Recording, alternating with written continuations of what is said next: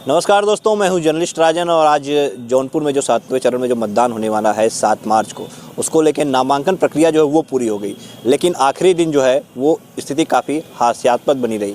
कारण ये था कि सपा की जो 3 विधानसभाएं हैं वहाँ से 2-2 प्रत्याशी नॉमिनेशन करने आ रहे। पहले कोई फॉर्म लेके आ रहा था कि हमें ये भी फॉर्म मिल गया है, फिर कोई और आ जा रहा था। तो इसी को लेकर हम आज चर्चा करेंगे। हमारे साथ हसनैन कमर दीपू जी हैं जो वरिष्ठ पत्रकार हैं।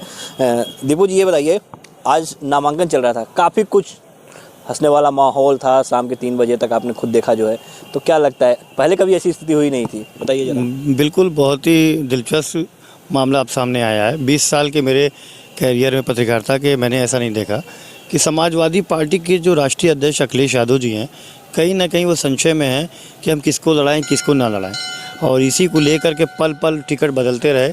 और ख़ास तौर पे मीडिया के लोग जो हैं वो अपने नेटवर्क्स लगा करके कभी इनका प्रत्याशी घोषित कभी इनको घोषित, और ये लड़ाई आज दोपहर तक चलती रही। आपने भी देखा, अभी भी लोगों को संशय है कि कौन भैया फाइनल है। ख़ास तौर पे देखा जाए तो मुगरा बादशाहपुर का जो टिकट है, तो सबसे पहले वो दिलीप राय बलवानी को समाजवादी पार्टी ने अपना प्रत्याशी घोषित किया। तो उसके बाद पंकज पटेल जी लग गए, उन्होंने उनकी कार्ड निकाल कर उनका एक लेटर जारी कराया कि इनको निरस्त करके इनको पंकज पटेल का हो गया। फिर बलवानी जी उनसे आगे निकले, वो यहाँ तक कि सैफई पहुँच गए, वहाँ से वो लेटर लेके चले आए। वो लेकर के अभी जौनपुर पहुँचे थे कि सुबह फिर लेटर जारी हो गया कि नहीं, फिर पंकज पटेल हो गए।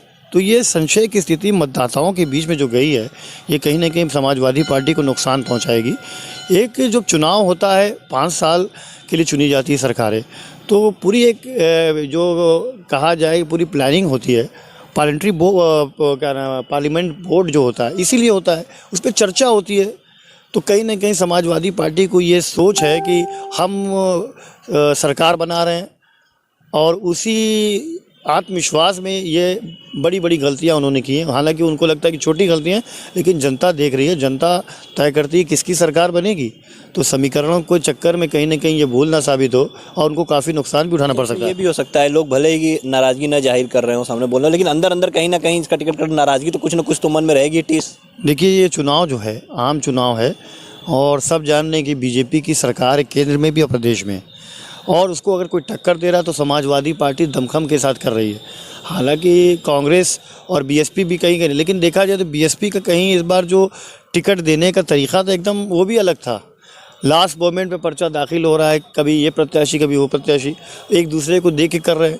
तो ये तो आप जो कह रहे हैं बिल्कुल सही कह रहे हैं कि किसी के समर्थक कहाँ चले गए कोई नहीं जानता।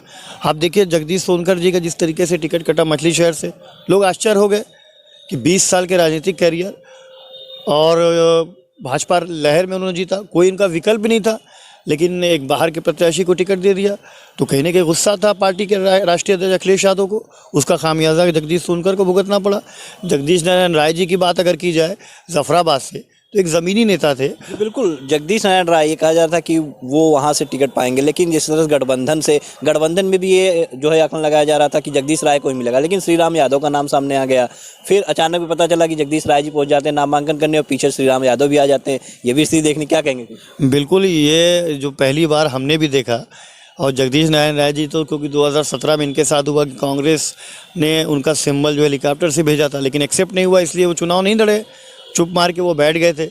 इस बार ये था कि वो समाजवादी पार्टी के टिकट पर चुनाव लड़ेंगे, क्योंकि गठबंधन में भारतीय समाज पार्टी को राष्ट्रीय अध्यक्ष अखिलेश यादव ने दे दिया था सीट, और वहाँ भी संशय बना हुआ था। श्रीराम यादव एक बड़ा नाम है, मुलायम सिंह यादव के बहुत करीबी रहे, पूर्व मंत्री रहे हैं, उनको धनंजय सिंह ने 2002 में हराया था, और उनकी राजनीतिक एक तरीके से पारी समाप्त हो चुकी थी। और जगदीश नारायण राय क्योंकि बड़ा नाम है, तो लास्ट मोमेंट पे कहीं ना कहीं जो पार्टी के नेता हैं, जिनकी रिपोर्ट गई हुई, जो उनके समर्थक होंगे, उन्होंने भारतीय समाज पार्टी के जो राष्ट्रीय अध्यक्ष हैं ओम प्रकाश राजभर, उनसे कह के ये टिकट करवाया।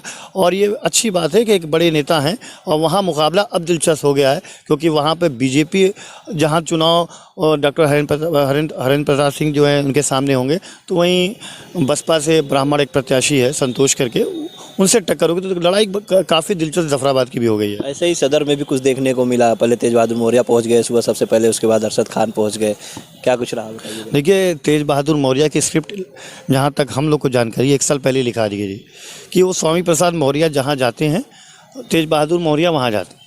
ये पहली बार ऐसा हुआ कि तेज बहादुर मौर्य ने समाजवादी पार्टी ज्वाइन कर ली और स्वामी प्रसाद मौर्य बाद में बीजेपी में आए। तो कहीं ना कहीं जो एक कहा जाए कि दोनों की सांठगांठ थी अंदर अंदर, तो वो थी।